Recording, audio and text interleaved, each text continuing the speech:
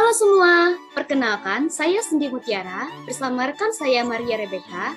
Kami mahasiswa Pendidikan Agama Kristen Teacher College UPH ingin mempresentasikan coba produk bioteknologi konvensional terhadap tape ketan. Nah, benar banget nih. Tapi sebelumnya kita akan memperkenalkan profil dari produk yang sudah kami uji coba.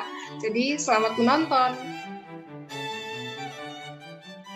Tape ketan muntilan adalah kudapan tradisional dari Magelang, Jawa Tengah. Merupakan produk olahan bioteknologi konvensional bahan pangan dengan menggunakan bahan dasar beras ketan atau Oryza sativa var glutinosa. Dulunya, tape ketan muntilan hanya disajikan sebagai kudapan saat lebaran.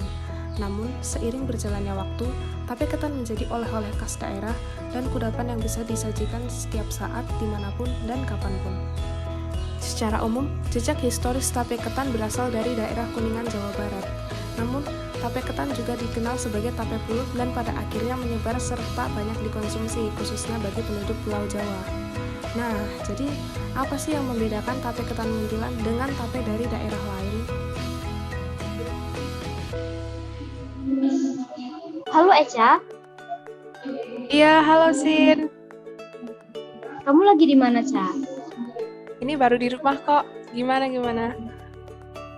Ini mau lanjutin diskusi kita kemarin mengenai peluang bisnis tape ketan muntilan. Nah, itu kan kemarin kamu bilang di daerah kamu ada dekat rumah. Gimana sih kelanjutannya kira-kira? Boleh jelasin nggak? Oh, iya. Jadi kan rumahku dekat Muntilan kan ya. Nah, setiap kali aku ke Muntilan, kanan kiri jalannya tuh banyak banget toko oleh-oleh. Dan titel di toko oleh-olehnya itu bener-bener tape ketan muntilan semua. Hampir semua toko oleh-oleh tuh titelnya tape ketan muntilan. Padahal di toko oleh-olehnya nggak cuma jual tape ketan sih sebenarnya. Jadi peluangnya besar sih menurutku, Sin. Nah, tadi kamu bilang di daerah kamu hampir semua yang jual itu title-nya itu tape ketan muntilan. Nah, kalau kita buka bisnis ini apakah laris nggak ya? Kira-kira, Ca? Menurut kamu gimana? Kalau menurutku sih laris sih, Sin. Cuma kita perlu kasih inovasi baru nih. Tapi apa ya kira-kira ya? Kalau tape ketan muntilan itu ciri khasnya kan dia warna hijau, bisa juga putih. Terus dia biasanya dibungkus plastik atau toples gitu kalau buat oleh-oleh. Kalau olahan rumahan yang dijual di warung-warung biasa dibungkus daun pisang. Terus rasanya juga manis dan lebih asam sih dari tape-tape lainnya gitu. Nah, kira-kira inovasinya apa ya kalau ciri khasnya tape ketan muntilan kayak gitu? Apa ya? Sejauh ini mengenai rasa, apakah ada yang beda atau enggak sih? Atau kita bisa buat pembeda dari rasa, atau tadi kamu bilang kan tapenya di sana ada asam-asamnya. Ini kita buat lebih manis, atau warna, dari segi warna dan aroma, gimana menurut kamu? Aku sih kepikiran itu aja sih sejauh ini. Oh, aroma dan rasa ya. Bisa nih, mungkin kita bisa kasih inovasi rasa buah kali ya sini ya. Terus kasih warna lain selain warna hijau sama putih. Apa ya, buah yang jarang tapi cocok gitu buat rasa tape. Kira-kira apa ya? Nah, begini aja. Tadi kan kamu bilang kalau di muntilan itu dia ada asam dan manis. Nah, karena kita mau buat tape yang lebih manis dan kita buat rasa asam dari buah aja, buah nanas mungkin, atau ada ide lain? Ah iya, bisa-bisa. Cocok sih Sin kalau rasa nanas. Warnanya juga kuning nih. Wah, keren-keren. Berarti kapan nih kita bisa ketemuan untuk bahas ini lebih lanjut? Mungkin di weekend aja kali ya Sin ya. Kamu bisa nggak? Bisa dong, mungkin siang-siang aja kali ya. Karena kan siang lebih waktunya lebih bisa gitu. Iya, boleh deh, boleh. Oke, terima kasih ya Eca. Maaf ya mengganggu waktu kamu. Enggak sih, sama-sama ya. Bye. Ya, dadah. Ciri khas tape ketan muntilan yang pertama dari segi warnanya biasanya berwarna hijau atau putih.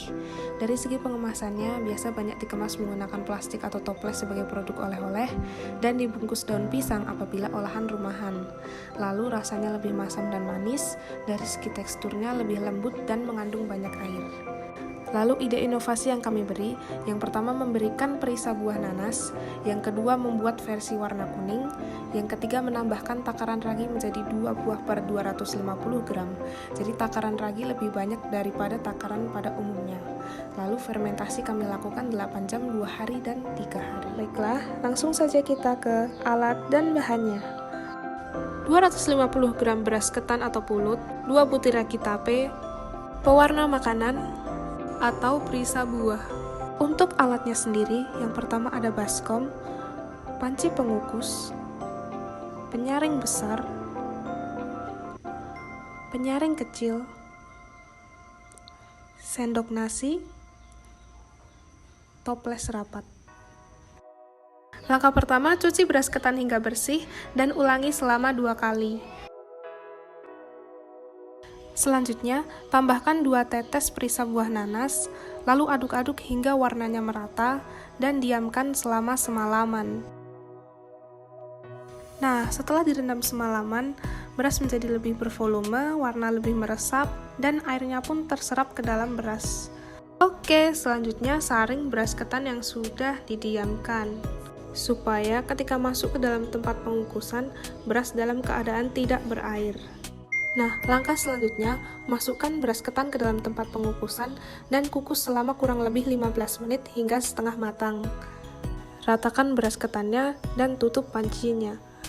Setelah 15 menit, matikan kompor, angkat beras ketan ke dalam keranjang berlubang kecil, lalu cuci beras ketan menggunakan air dingin. Langkah selanjutnya, kukus kembali beras ketan selama kurang lebih 20 menit, aduk rata, dan jangan lupa ditutup rapat. Setelah 20 menit, cek apakah tekstur dari beras ketan sudah kenyal dan pulen. Angkat beras ketan, ratakan, dan didinginkan selama kurang lebih 1 jam. Setelah beras ketan sudah dingin, taburi ragi, lalu aduk-aduk hingga merata. Setelah ragi tercampur dengan rata, masukkan beras ketan ke dalam toples, lalu tutup hingga rapat. Simpan toples di dalam ruangan yang gelap dan tersimpan di dalam suhu ruangan. Fermentasi 8 jam menghasilkan tape dengan tekstur yang masih padat, lengket, belum berbau alkohol, dan masih cenderung kering. Selanjutnya, hasil fermentasi 2 hari menunjukkan air yang terkandung lebih banyak, tekstur lebih lembut, namun masih lengket, dan bau alkoholnya belum terlalu menyengat. Dari segi rasanya, menjadi tidak terlalu manis daripada fermentasi tape 8 jam. Sedangkan untuk fermentasi 3 hari, tekstur menjadi sangat lembut, bau alkohol menyengat, dan kandungan airnya pun menjadi lebih tinggi. Kita bisa lihat di sini bahwa ketika diperas, airnya pun keluar dengan mudah. Mengapa tape ketan disebut sebagai salah satu produk bioteknologi? Karena tape ketan mengalami proses fermentasi. Proses fermentasi pada tape ketan pada umumnya menggunakan bahan gula dan ragi. Kita ketahui bahwa ragi adalah campuran beberapa mikroorganisme, terutama jamur seperti Saccharomyces cerevisiae, Rhizopus oryzae, Endomycopis burtoni, Mucor sp, Candida utilis, Saccharomyces fibuligera, dan Pidiococcus sp. Adapun 5 manfaat dari kandungan tape ketan. Yang pertama, melancarkan sistem pencernaan. Sebagai salah satu jenis makanan hasil fermentasi, tape ketan memiliki sejumlah bakteri baik yang aman untuk dikonsumsi dan menjadi sumber probiotik bagi tubuh. Probiotik dapat mempengaruhi kesehatan pencernaan dan meningkatkan sistem kekebalan tubuh. Yang kedua, meningkatkan imunitas tubuh. Kandungan probiotik pada tape ketan juga membantu membunuh bakteri, virus, kuman, dan jamur yang terdapat pada makanan yang dikonsumsi. Yang ketiga, meningkatkan fungsi jantung. Tape ketan memiliki kandungan bakteri asam laktat untuk meningkatkan fungsi jantung. Probiotik juga dapat membantu menurunkan kadar kolesterol darah sekaligus mengurangi risiko penyakit jantung dan pembuluh darah. Yang keempat, meningkatkan fungsi kognitif pada penderita penyakit Alzheimer. Salah satu kandungan vitamin yang terdapat pada tape ketan adalah vitamin B1 atau tiamin. Kekurangan vitamin B1 dapat menimbulkan stres oksidatif pada neuron, kematian neuron, kehilangan memori, pembentukan plak, dan perubahan metabolisme glukosa dalam tubuh. Sehingga, tape ketan baik untuk dikonsumsi karena dapat membantu memperbaiki fungsi otak, khususnya pada penderita penyakit Alzheimer, yaitu untuk meningkatkan fungsi kognitifnya. Yang kelima, mencegah stres.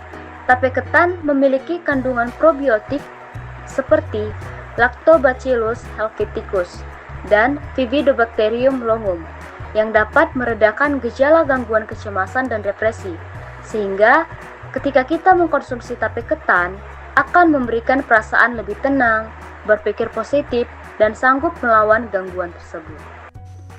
Adapun pandangan Alkitab yang menjadi dasar kami untuk melakukan uji percobaan ini adalah Kejadian 1 ayat 29 yang tertulis, "Berfirmanlah Allah, lihatlah, aku memberikan kepadamu segala tumbuh-tumbuhan yang berbiji di seluruh bumi dan segala pohon-pohonan yang buahnya berbiji. Itulah akan menjadi makananmu." Karena segala sesuatu diperbolehkan atau bebas, Tuhan justru menempatkan tanggung jawab yang lebih banyak pada kita untuk memilih dan membuat keputusan sendiri dengan bijaksana. Banyak tanggung jawab untuk melakukan hal yang benar, dan semua hal yang diperkenankan untuk kita lakukan belum tentu berguna. Sehingga kita diharapkan untuk menunjukkan perhatian pada pilihan-pilihan dan keputusan-keputusan yang kita lakukan, bahkan yang menyangkut makanan sekalipun. Karena orang-orang Kristen seharusnya berpikir positif terhadap makanan yang bermanfaat yang Tuhan sudah sediakan bagi kita sejak semula di Taman Eden. Namun, kami juga mengutip dari Amsal 14 ayat 12, yaitu tertulis, "Ada jalan yang disangka orang lurus, tetapi ujungnya menuju maut." Nah, ayat ini juga mengingatkan kepada manusia yang mengolah sesuatu termasuk makanan, di mana kita harus lebih berhati-hati. Dalam budaya kita yang konsumtif dan haus kesenangan saat ini, kita sering menambahkan bahan-bahan tambahan untuk makanan, bahan-bahan kimia sebagai pengawet, perasa, pemutih, dan sebagainya. Dan ada pun yang mengolah makanan sehingga makanan tersebut tidak lagi memiliki zat-zat gizi seperti yang pertama kali dirancang Tuhan. Sehingga penting sekali bagi kita untuk bersikap menghargai makanan yang telah diciptakan oleh Tuhan. Selain itu, kita perlu bersikap membatasi atau tidak mengkonsumsi makanan yang tidak baik bagi tubuh. Namun sebaliknya, kita mengolah dan mengembangkan makanan oleh manusia itu secara bertanggung jawab. Kesimpulan yang kami dapat adalah yang pertama, pada percobaan pembuatan tape ketan rasa nanas yang kami lakukan adalah berhasil. Namun dari segi aroma, rasa dan tekstur tape yang difermentasikan selama 2-3 hari, hasilnya lebih baik, di mana teksturnya lebih lembut, rasanya bercampur, dan kandungan airnya lebih banyak yang menandakan bahwa tape semakin matang. Yang kedua, takaran ragi berpengaruh terhadap rasa, aroma, dan tekstur pada tape. Semakin tinggi ragi, maka kandungan alkohol semakin tinggi, maka aroma alkohol semakin kuat, tekstur tape menjadi lunak, dan rasanya menjadi lebih pahit karena glukosa berubah menjadi alkohol. Sesuai dengan pernyataan Kainino 2019 bahwa semakin besar persentase ragi tape, maka nilai kesukaan tekstur yang dihasilkan semakin menurun. Hal ini dikarenakan pati telah dirombak oleh mikroorganisme perombak menjadi bentuk cair atau air, asam-asam organik, dan berbentuk gas, yaitu alkohol. Konsentrasi ragi yang terlalu banyak menyebabkan gula sederhana yang dihasilkan selama proses fermentasi akan semakin berkurang. Hal tersebut terjadi karena gula akan diubah menjadi alkohol. Akibatnya rasa manis pada tape akan berkurang. Saran dari hasil pembuatan tape ketan adalah kita perlu mengetahui bahwa tape ketan rasa nanas ini memiliki kandungan alkohol, walaupun kadarnya hanya sedikit. Namun, konsumsi dalam jumlah yang berlebihan tentu dapat mempengaruhi kesehatan tubuh. Maka dari itu, kita perlu mengkonsumsi tape ketan, rasa nanas sewajarnya, dan hindari pemberian pada anak-anak. Berikut referensi yang kami pakai. Terima kasih.